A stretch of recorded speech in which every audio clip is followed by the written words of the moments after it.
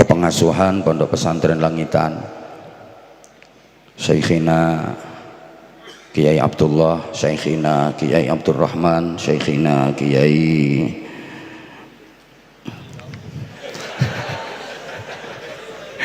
Besti kok lali Kiai niki rodok Kiai Gus Maksum, Abi Hasan, wa ma'asyiral gawagis Persatuan Gus-gus Pesantren, mata'anallah tula hayatihim wa nafa'anallah bi'ulumihim wa adamallah karamahum fiddin wa dunya wal akhirah. Nah, dan spesial Ustadz Nasir, Masya Allah, munsyidun jayyidun, yang mampu menyihir hadirun wasantriyun, mendadak jadi munsyidun jununun.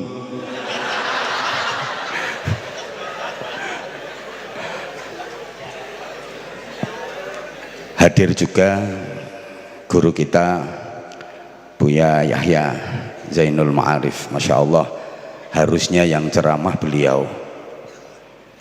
Ini sangat tidak muqtadul maqam kalau saya harus ceramah di majelis mulia ini, apalagi di hadapan beliau-beliau yang rata-rata lulusan Timur Tengah. Saya hanya lulusan tengahnya timur.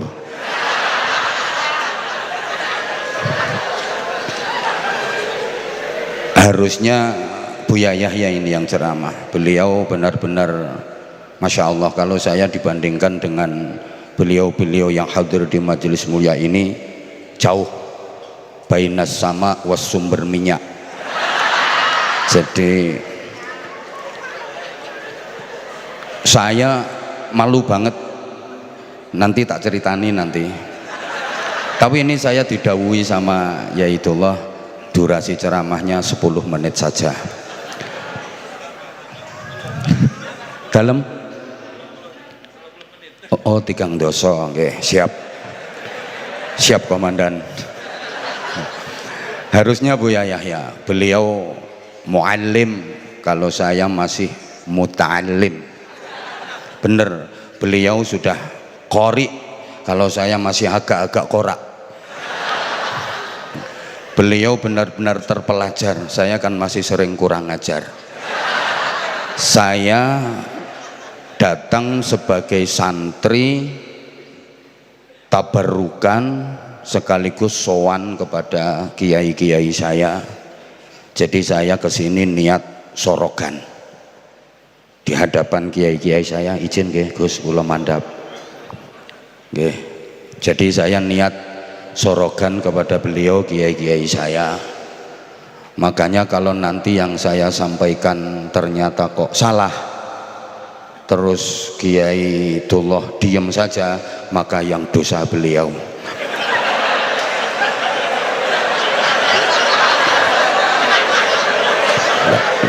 Saya kan sorogan, santri sorogan ke kiai, salah wajar. Kalau udah pinter ya nggak sorogan. Malah sesalah apapun santri ketika sorogan ke kiai pasti dapat barokah. Ini istimewanya pondok pesantren. Orang diajar kiainya bab tahrimul ghasab itu. Iya, ya ini di musola agung ini diterang nih, al ghasabu utawi gosok iku minal kabairi, tetep setengah saking jumlahe piro-piro dosa gede. Dadi ngasap iku dosa gede, mantuk-mantuk kabeh. Kiyaine mudhun sandale ilang. Sing ngasap ya sing mantuk-mantuke paling banget itu. Tapi Masya Allah ya, begitu pulang santri yang gasap sandalnya kiai itu punya pabrik sandal. Makanya sampean pengen punya pabrik sandal, sesuk sandalnya Yaitullah sikat.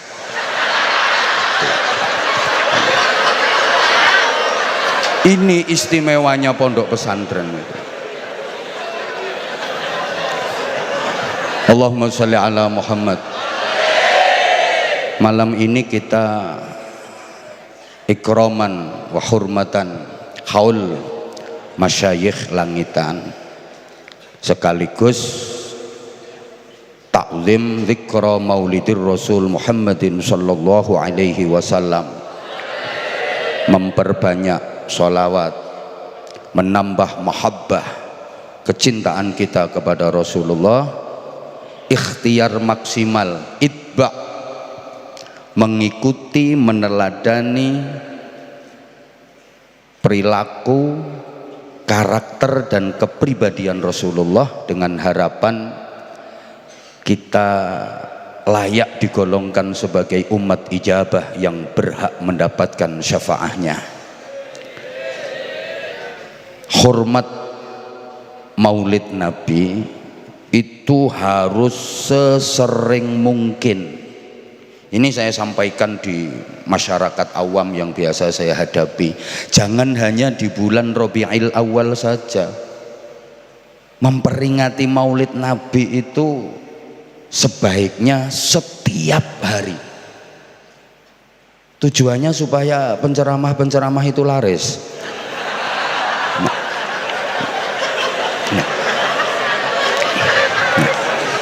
Enggak gini loh. Agar kita diingatkan kembali dan terus diingatkan kepada sirah nabawiyah, perjalanan hidup Rasulullah, pemimpin agung kita, cermin indah kita, uswatun hasanah dalam seluruh aspek kehidupan kita, untuk kita contoh, kita teladani agar kita menjadi hamba-hamba yang baik dan benar, mendapatkan ridha Allah subhanahu wa ta'ala. Jarak antara kita dengan Rasulullah itu sangat jauh. Sekarang aja udah terhitung 1448 tahun dari hijrahnya Rasulullah. Coba hitung berapa jauh jarak antara kita dengan Rasulullah. Rasulullah kalau diibaratkan adalah sumber mata air yang sangat jernih, bersih, bening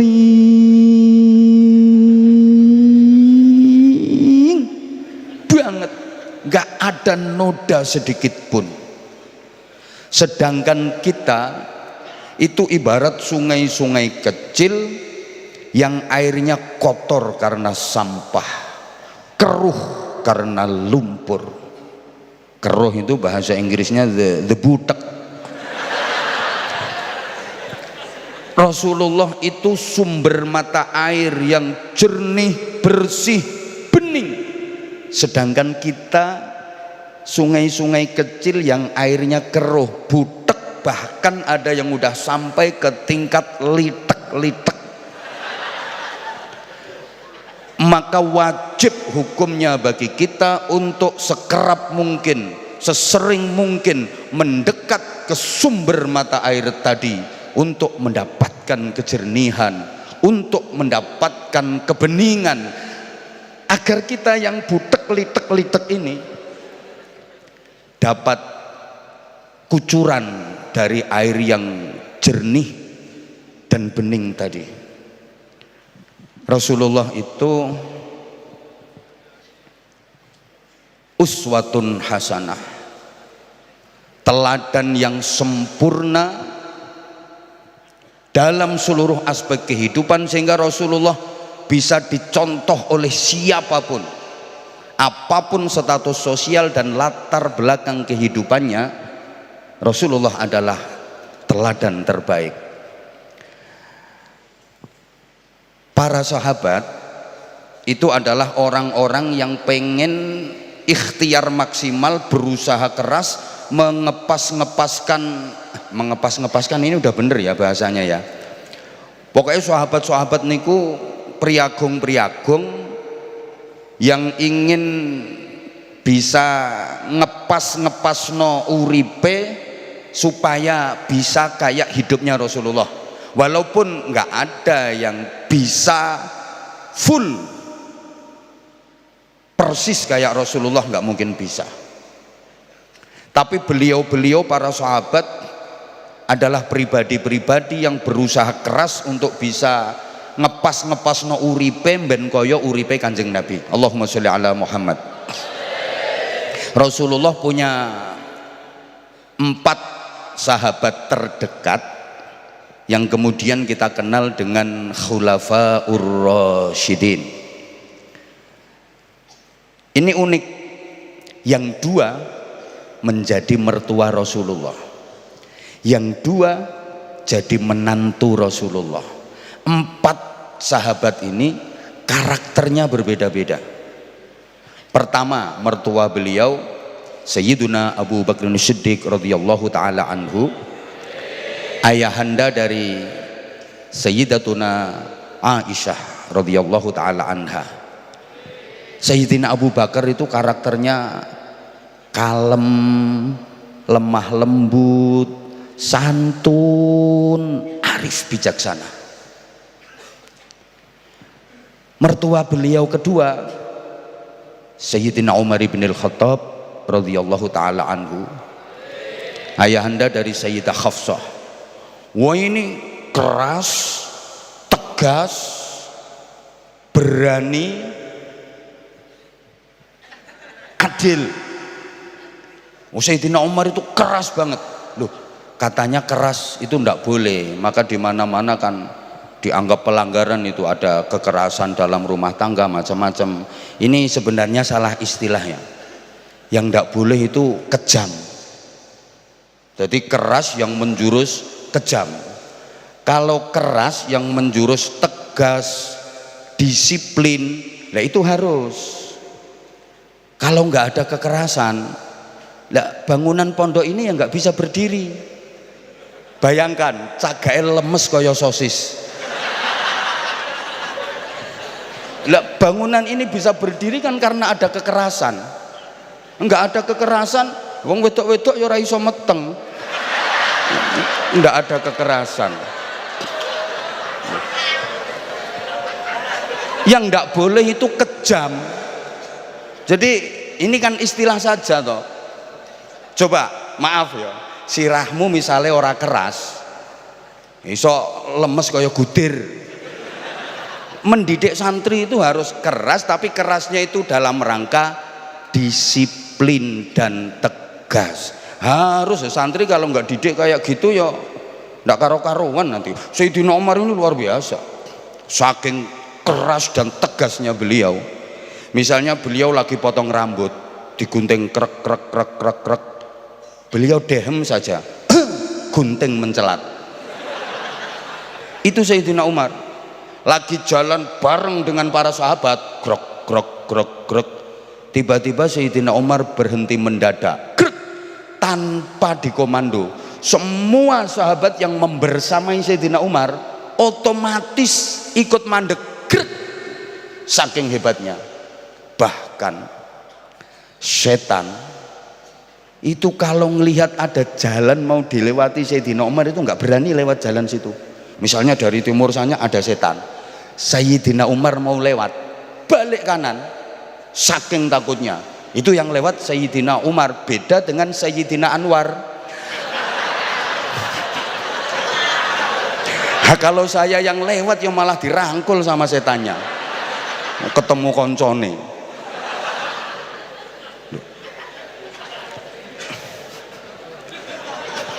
Yang satu santun, kalem, halus, lemah lembut, bisa mencontoh Rasulullah. Rasulullah adalah contoh terbaik, dan itu kepribadian Rasulullah.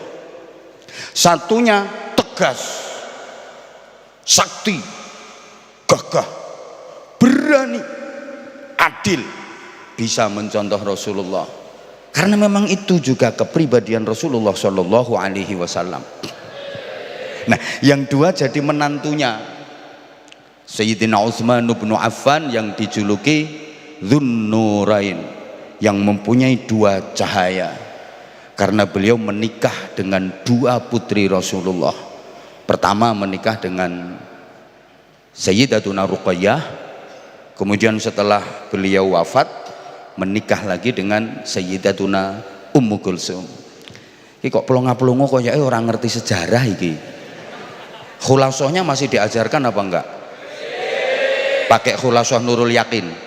Nah, aku biyen yo iku no kene khulasohe. Kok pelongo-pelongo tuh? Sayyidina Utsman ini gimana Gus? Oh terpesona. Sayyidina Utsman ini kaya raya, luar biasa kekayaannya. Sampai sekarang itu loh di Madinah masih ada hotel wakaf Utsman bin Affan di Madinah. Mudah-mudahan semuanya bisa ke sana. Tanganku lo nyudeng nandi mbok amini ku lo. Harusnya Madinah kan ke sana toh. Masuk ke sana kok mbok amini katanya nang Surabaya toh sampean. Kaya raya luar biasa Sayyidina Utsman, pemalu, santun, ekonom, kaya raya. Menantu satunya lagi Sayyidina Ali bin Abi Thalib karramallahu wajhah radhiyallahu taala anhu, cerdas, jenius, tapi beliau sangat kismin. Kismin ini sak ngisore miskin. Sangat miskin.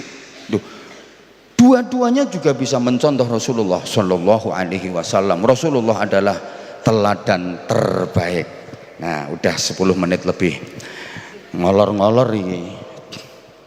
Kalau kita nggak bisa mendekat ke sumber mata air yang jernih, bening, bersih tadi, setidaknya kita harus berusaha mendekat ke sungai-sungai besar yang airnya masih terjaga kebersihan dan kejernihannya. Kita kan butek-litek-litek mau mendekat ke puncak dari sumber mata air yang sangat jernih, bening, bersih tadi nggak mampu. Kita mendekat ke sungai-sungai besar yang airnya masih bersih, airnya masih jernih, agar kita yang butek-butek ini dapat gerojokan air jernih bening dari sungai-sungai besar itu, supaya lama-lama butek kita jadi hilang dan kita pun katut bening. Siapa yang dimaksud sungai-sungai besar yang airnya masih jernih, masih benih, bersih kok sampai benih? Tidak lain dan tidak bukan adalah para ulama, para kiai. Ini maaf ya, kita yang butek-butek wajib hukumnya mendekat, mepet ke sungai-sungai besar yang airnya bersih jernih tadi.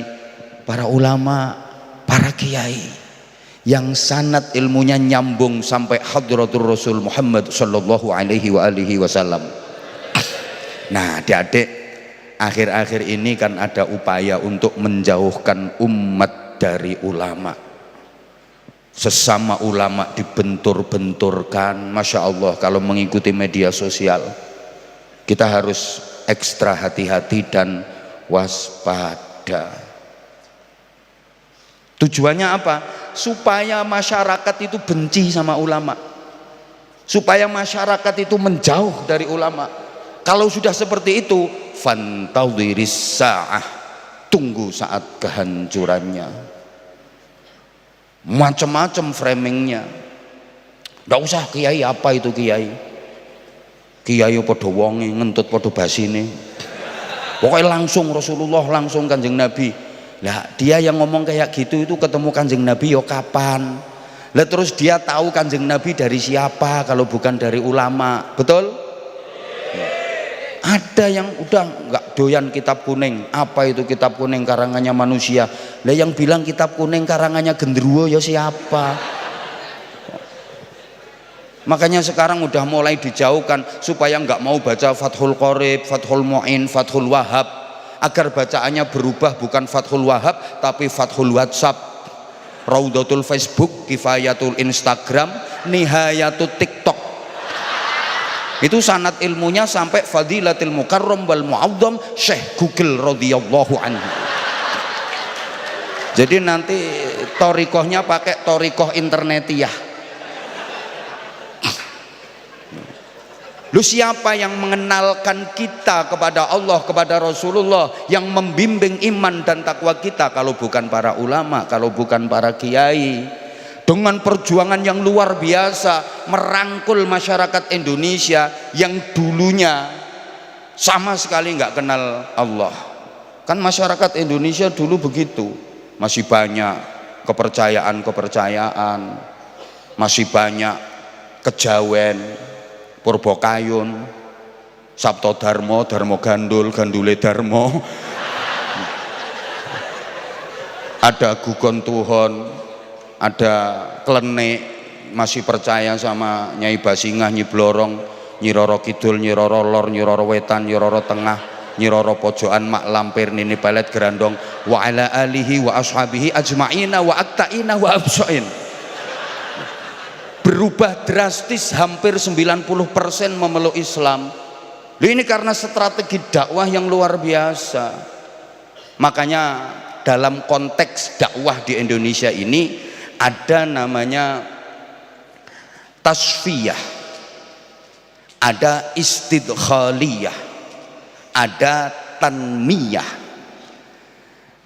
Kok lihat pelongo-pelongonya kok kayak nggak mudeng ya saya ngomong kayak gini. Tasfiyah itu apa? Tirukan bareng-bareng. Purifikatif bareng. Purifikatif. Nah, ya wis pokoke gak ngerti pokok nirokno.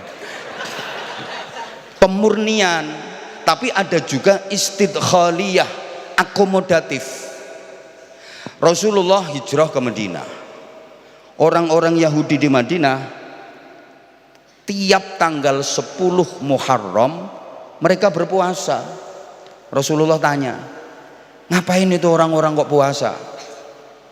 Jawabannya, li'annallaha anja nabiyahu an fir'auna wa junudih. Karena Allah menyelamatkan nabinya pada hari itu dari Fir'aun dan bala tentaranya. Apa kata Rasulullah? Nahnu ahaqqu bi Musa minhum. Kami lebih berhak memiliki Musa daripada mereka. Kemudian Rasulullah bersabda, sumu, puasalah kalian yang lebih berhak. Ini akomodatif. Loh, ini perbuatannya orang Yahudi kok ditiru-tiru. Ada tasfiyah, pemurnian. Wa khalifu, tapi jangan sama persis dengan mereka. Kalau mereka cuma tanggal 10 Muharram saja, kamu tambah tanggal 9-nya. Mulai saat itu dikenal istilah tasu'a. Understand? Wis to gak ngerti ya wis ngomong yes ngono lah aku ben lega. Understand? Ini namanya apa? Ada tasfiyah, ada istidkhaliyah. Itu di Bukhari disebutkan, kunna fil jahiliyah idza wulida lanal ghulam dzabahna syatan. Kami para sahabat dulu waktu masih jahiliyah, ketika punya anak lahir menyembelih kambing dalam rangka mayoran. Walattohna sya'rahu biddam. Rambutnya bayi itu kami olet-oleti, kami elet-eleti, kami lumuri dengan darahnya kambing. Wa idza ja'al Islam, ketika Islam sudah datang, idza wulida lanal ghulam tetap dzabahna syatan. Ketika Islam datang, kami dikaruniai anak, kami tetap nyembelih kambing. Tapi ada tasfiyahnya, rambutnya tidak dilumuri darah. Walattohna sya'rahu bizza'faron. Rambut bayi dioles-olesi dengan parfum, dengan minyak za'faron. Maka Islam itu tidak mengenal animisme, dinamisme. Paham tak diomongi model ngene iki. Loh, yo karepku santri ki yo ben rontok berpikir maju ngono lho. Walaupun gudiken oke, keroken oke. Tapi wawasan berpikir jangan sampai kalah dengan S3, S4, S5, S7, S17. Santri langitan kok dilawan. Lah iyalah. Islam tidak mengenal animisme, bahwa ada apa sesuatu, benda, apa pohon, apa tempat yang didiami arwah nenek moyang. Tidak ada kepercayaan seperti itu. Juga tidak mengenal dinamisme, ada benda yang dianggap bisa mendatangkan sial, enggak ada. Tapi Islam meyakini adanya barokah, bareng barokah.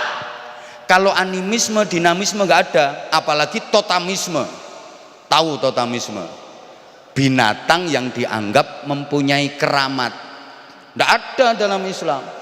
Tapi beberapa ayat Al-Qur'an ternyata pakai nama binatang. Ayo sebutkan nama ayat surah.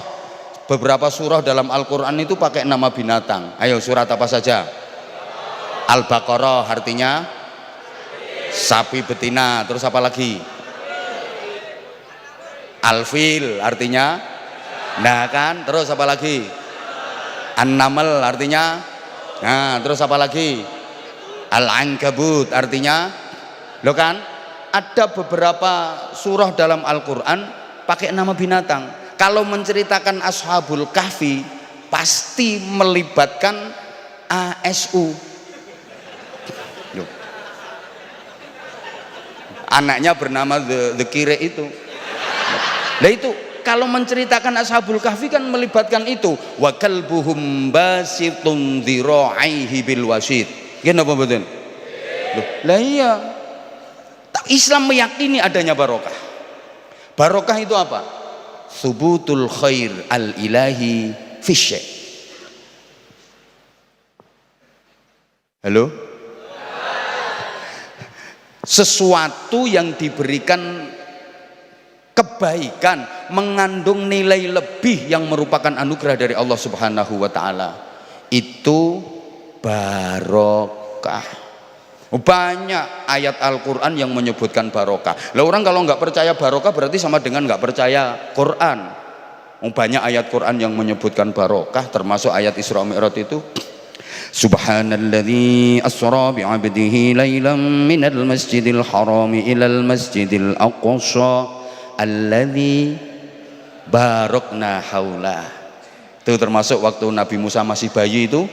Qala inni abdullah ataniyal kitaba wa ja'alani nabiyya wa ja'alani mubarakan aynama kuntu wa awsani bis salati waz zakah wa awsani bis salati waz zakati ma dumtu hayya. Loh, wa ja'alani mubarakan.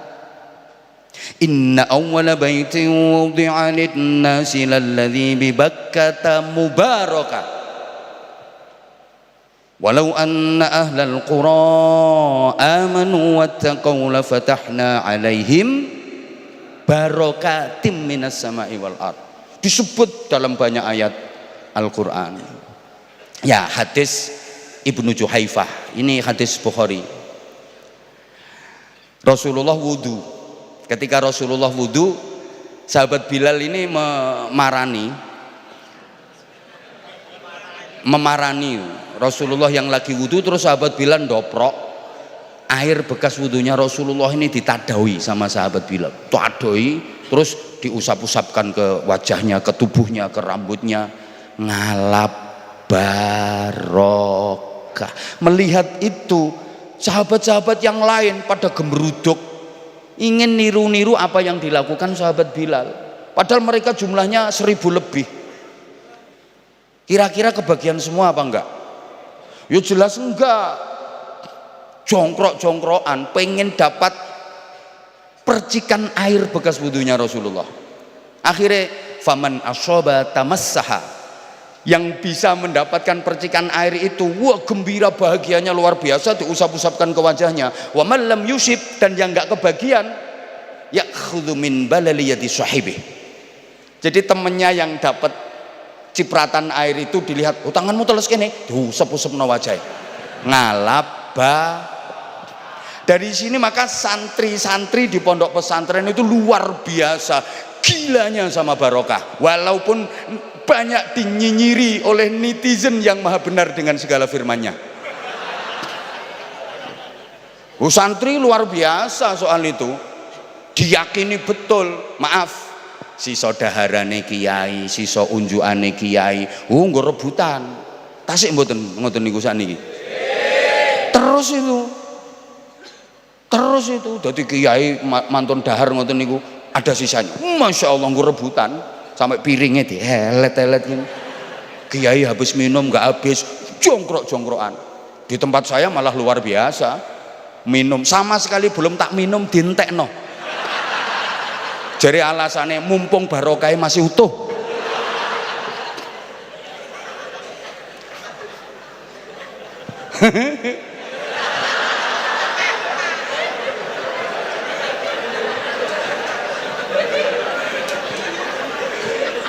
Syarahnya Sahih Bukhari, kalau sampean mau cari sendiri, Fathul Bari karyanya Ibnu Hajar Al Asqalani. Rasulullah haji, selesai wukuf, kemudian mabit di Musdalifah, fa'ata Jumratul Aqabah faromaha. Rasulullah menuju Jumrah Aqabah untuk lempar. Setelah itu fayati al-halaq, Rasulullah mendatangi tukang cukur tahlul. Ketika dicukur itu krek krek krek krek krek, rambut dipegang, dikasihkan sama sahabat yang ada di sampingnya. Rambutku krek krek krek krek krek, nih rambutku krek krek krek krek krek, nih rambutku krek krek krek krek krek, nih rambutku krek krek krek krek, nih rambutku, sampai gundul habis rambut Rasulullah digundul. Jadi banyak sahabat-sahabat yang mempunyai rambut sucinya Rasulullah Shallallahu Alaihi Wasallam. Wah, luar biasa senangnya punya rambutnya Rasulullah itu. Nah, ketika memasuki zaman tabi'in, ini kan banyak yang ngaku-ngaku punya rambutnya Nabi. Maka kalau ada orang yang ngaku punya rambutnya Nabi itu akhirnya diteliti, min aina asabta, kamu mendapatkannya dari siapa? Ini bener rambutnya Kanjeng Nabi, kok jangan-jangan rambutnya Abu Jahal? Loh, dike apa? Yustasfa bihi, dipakai obat, dike tombo, jadi diwadahi kirbah, diwadahi botol, terus direndam dike tombo. Makanya ada seorang tabi'in namanya Muhammad ibnu Sirin, itu ndawuhi murite jenenge Abidah, indi sya'ratun minan Nabi sallallahu alaihi wasallam asabtu min kibali Anas bin Malik, aku mempunyai rambut Rasulullah, aku mendapatkannya dari Anas bin Malik. Oh iya, jelas valid, wong Anas bin Malik itu menjadi khodamnya keluarga Rasulullah 14 tahun. Begitu mendengar itu, apa yang dikatakan Abidah? Lau kanat li sya'ratun minan Nabi sallallahu alaihi wasallam, andaikan aku mempunyai satu helai saja rambutnya Rasulullah, la habbu ilayya minad dunya wa ma fiha, tentu aku lebih menyukainya, aku lebih senang daripada mempunyai dunia seisinya. Allahumma sholli ala Muhammad, Allahumma sholli ala Muhammad. Ya, itu yang hadisnya sahih. Masih banyak kapan-kapan kalau kesini lagi. Dalam tinggal 3 menit, alhamdulillah. Berarti terakhir ini, terakhir tinggal 3 menit. Itu yang hadisnya sahih-sahih ya. Nah, cuman al barokatu ziyadatul khair, barokah itu bertambahnya nilai kebaikan. Wala takunul barokatu illa fi khair, barokah nggak mungkin ada kecuali dalam kebaikan.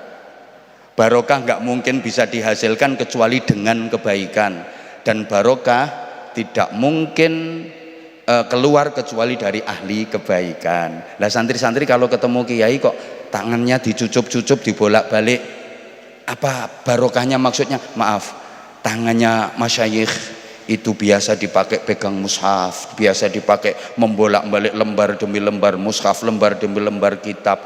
Wajar barokah, beda karo tangan saya, tanganmu, gitu loh. Biasa dipakai untuk berzikir, biasa dipakai bimbing santri, bimbing masyarakat. Yakin, pokoknya sampean sing ikhlas, sing istiqomah, nderekaken masyayikh, insyaallah pinaringan barokah. Sampun persis waktunya habis, saya mohon maaf. Sampun ya, dalam kapan-kapan jenengan gantian. Ngapunten sangat, saya ini asli sekali lagi merasa sangat-sangat nggak pantas, tapi karena didhawuhi sama guru saya, nggak ada kata lain kecuali sami'na wa ata'na. Ngeremenaken, ini bukan pengajian, tepatnya hiburan.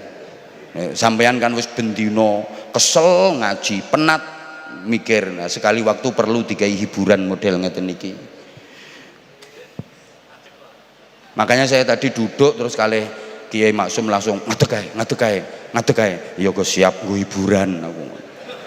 Ya penting sekali waktu, ya penting koyo ngene iki sekali waktu. Apalagi didhawuhi sama Kiai Dullah, Mbah Bu ngersakaken. Mbah Bu niku kadang-kadang hiburane nyetel saya. Nyetelane beliau itu nyetel saya, hiburannya ini. Masya Allah, alhamdulillah. Terus pokoknya muga-muga kita bener-bener diakui sebagai santrinya masyayikh kita. Subhanakallahumma bihamdika asyhadu an la ilaha illa anta astaghfiruka wa atubu ilaik. Mohon maaf terutama untuk para habaib, para masyayikh yang saya sampaikan sungguh bukan konsumsi jenengan. Saya ngomongi mereka yang ceketer-ceketer kayak saya. Jadi saya hanya memberikan motivasi, semangat untuk mereka-mereka. Nggak berani kalau saya ngomong di hadapan beliau. Ini kan karena saya sorogan. Jadi mohon ya itulah yang salah nanti dikoreksi ya, dan dikasih nilai. Ya sorokan kok. Kalau sudah naik kelas ya jujur saja dinaikkan kelasnya. Nanti sorokannya kitabnya meningkat lebih tinggi lagi. Kalau harus diturunkan ya turun, nggak apa-apa. Baleni idadiyah saya siap, nggak apa-apa. Mohon maaf. Wafaqanallahu wa iyyakum lima yuhibbu wa yardah. Assalamualaikum warahmatullahi wabarakatuh.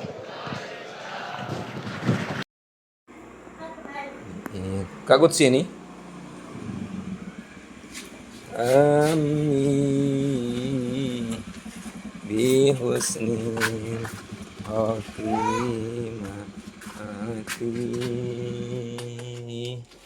kalamu qadimullah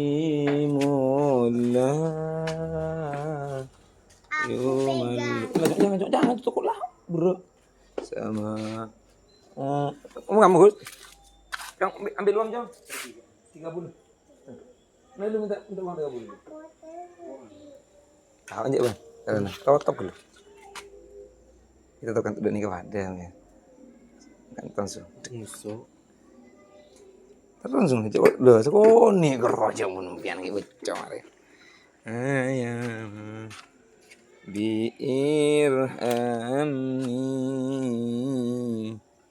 bihusni khatimati